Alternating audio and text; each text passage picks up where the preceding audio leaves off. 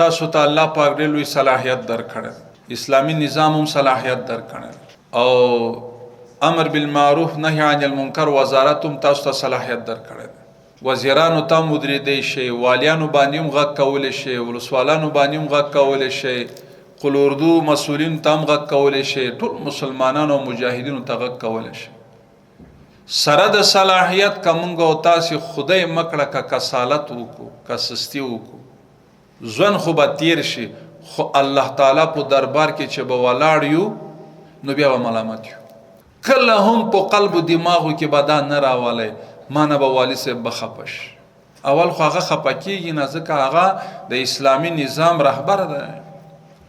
کله هم زړه کې به دا نه راولی وزیر صاحب به خفه شي. که هغه هر څوک چې خوشحال شي، که خدای خفه شي، لا طاعت لمخلوق فی معصیة الخالق.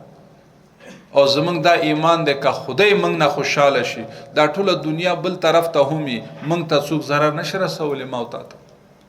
او که دا ټول مخلوق راضي کو خدای مکړه که الله خفه شي، بیا به د خدای نصرت نه وي.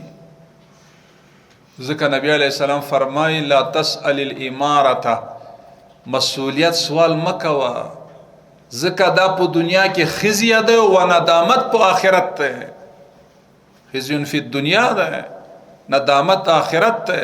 مولاي صل وسلم دائما أبدا